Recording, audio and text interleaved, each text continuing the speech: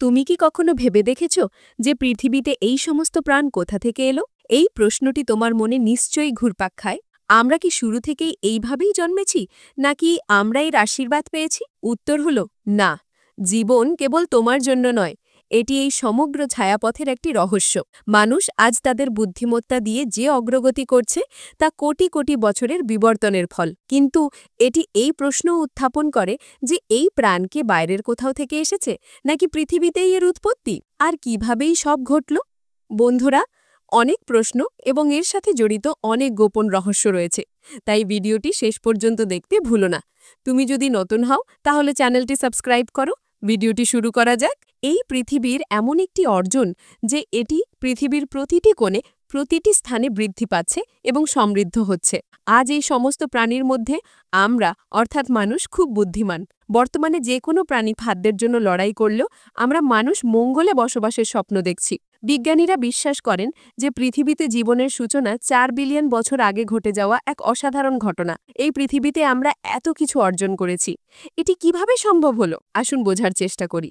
মানুষ আজ এত আবিষ্কার করছে, আজ আমাদের সব কিছু আছে। সহজ কথায়, মানুষ আজ পৃথিবীর সবচেয়ে শক্তিশালী প্রাণী। কিন্তু আমাদের জীবনের বিবর্তন অ্যাডভেঞ্চার এবং কষ্টে পূর্ণ। আজ এই ভিডিওতে আমরা তোমাকে সেই সময়ে ফিরিয়ে নিয়ে যাব যখন এই পৃথিবী ছিল একটি জ্বলন্ত আগুনের গোলা, এবং জীবনের শুরু থেকে এখন পর্যন্ত আমরা কিভাবে এত বুদ্ধিমান প্রাণী হয়ে উঠলাম। তাহলে আসুন তোমার প্রশ্নের উত্তর খুঁজতে সময়ের দিকে ফিরে যাই। প্রায় 4 বিলিয়ন বছর আগে পৃথিবীতে কেবল একটি গোলক ছিল। সর্বত্র কেবল উত্তপ্ত লাভা, গ্যাস এবং ধুলোর মেঘ পৃথিবীকে চারদিক থেকে ঘিরে রেখেছিল। এভাবে দেখলে মনে হয়নি যে এখানে এত উন্নত প্রাণী কখনো থাকবে। বিজ্ঞানীরা এখন পৃথিবীতে জীবনের জন্ম নিয়ে গবেষণা করছেন। এখন এই জীবন কোথা থেকে এলো?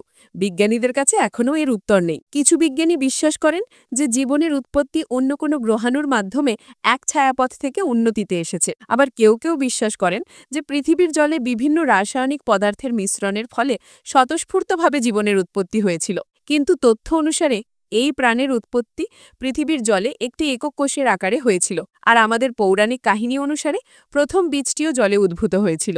এই একক কোষটি আমাদের পূর্বপুরুষ এবং সেই সময় পৃথিবীতে জীবনের প্রথম বীজ। এই কোষে ডিএনএর আকারে কোড এবং তথ্য ছিল। এই কোষের জিনগুলো এই তথ্য পাঠাতে পারত।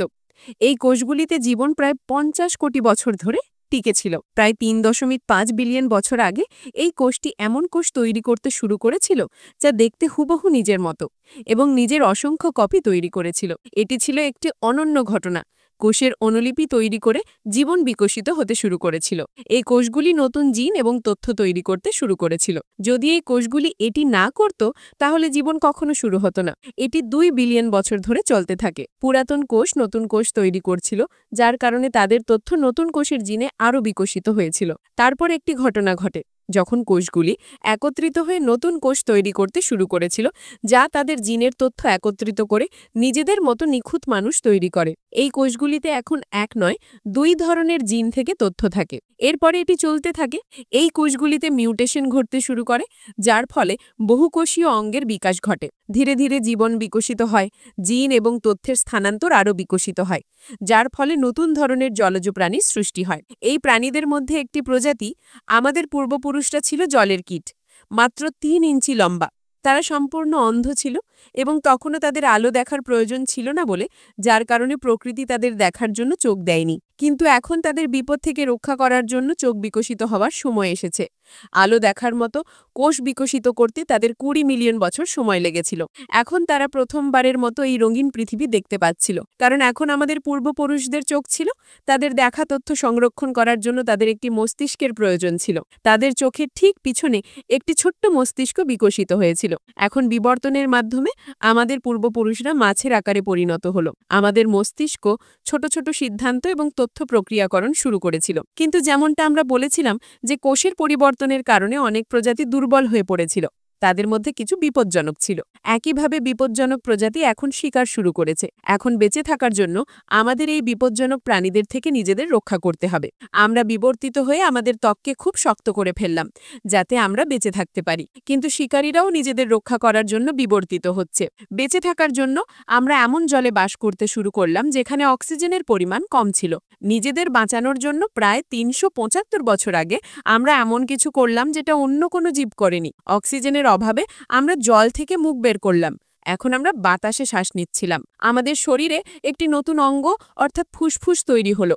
এখন আমরা জল এবং স্থল উভয়েই বাস করতে শুরু করলাম। এখন আমরা বাতাস এবং জল উভয়েই শ্বাস নিতে পারছিলাম। ৩৬৫ বছর আগে আমরা স্থলে একটি নতুন পৃথিবী দেখলাম। এটি ছিল একটি অনন্য সময় যখন আমরা জল ছেড়ে স্থল বেছে নিয়েছিলাম। এখানে আমাদের জন্য খাদ্যও ছিল এবং পর্যাপ্ত অক্সিজেনও ছিল, কিন্তু এখানে সূর্যের আলো খুবই শক্তিশালী ছিল, যার কারণে আমাদের ত্বক ঘন হয়ে উঠল। এখন আমরা স্থলে বাস করতে শিখলাম। আমাদের পূর্বপুরুষরা তাদের বংশধারা এগিয়ে নিতে সময় নিলেন, যার কারণে নতুন প্রজন্মের জন্ম হলো এবং এই নতুন পৃথিবীর তথ্য সংরক্ষণ করার জন্য মস্তিষ্ক আরও বিকশিত হচ্ছিল। কিন্তু আমরা এই ভূমিতে একা ছিলাম না। এখানে অনেক জীব ছিল যাদের কাছ থেকে আমাদের খাদ্যের জন্য লড়াই করতে হচ্ছিল। এই যুদ্ধে জয়লাভ করার জন্য আমাদের শরীরে জেনেটিক পরিবর্তন ঘটে, যার ফলে আমাদের মুখ এবং দেহ অনেক শক্তিশালী হয়ে উঠল এবং আমরা তাদেরও শিকার করতে শুরু করলাম, ডাইনোসর যুগ থেকে মানুষ। কিন্তু সবকিছু একইভাবে চলে না। প্রকৃতির অন্য পরিকল্পনা ছিল। ২৫০ বিলিয়ন বছর আগে সাইবেরিয়ায় পৃথিবীর কেন্দ্র থেকে গলিত লাভা বেরিয়ে আসতে শুরু করে। এই ম্যাগমা ক্ষতিকর কার্বন ডাই অক্সাইড তৈরি করে। সূর্যের তাপ পৃথিবীর বায়ুমণ্ডলে শোষিত হয়, যার ফলে চরম তাপ সৃষ্টি হয়। এমন পরিবেশে গাছপালা মারা যেতে শুরু করে, যার ফলে অনেক প্রজাতির বিলুপ্তি ঘটে। শীঘ্রই পৃথিবীর জনসংখ্যা ৯৫% নেমে আসে। বাকি ৫%-এর মধ্যে আমাদের পূর্বপুরুষ এবং কিছু প্রজাতি অন্তর্ভুক্ত ছিল, যারা পরে ডাইনোসর হতে হবে। ধীরে ধীরে পৃথিবীর সব কিছু উন্নত হয়। এখন আমরা বিড়ালের মতো। আমরা আর নিজেদের টেনে তুলি না, বরং নিজের পায়ে চলি। এই পরিমাণে বিবর্তিত হওয়ার আগে আমরা প্রকৃতির অনেক আঘাত সহ্য করেছি। এরপর কি হয়েছিল? আমরা মানুষ এবং বানর কেমনভাবে তৈরি হলাম? সেই গল্প যদি জানতে চাও, তাহলে চ্যানেলটিকে সাবস্ক্রাইব করে বেল আইকনটি চিপে দাও। তোমার কি মনে হয় আমাদের বিবর্তনের সবচেয়ে গুরুত্বপূর্ণ ধাপ কোনটি? কমেন্টে জানাও। দেখা হবে পরের পর্বে।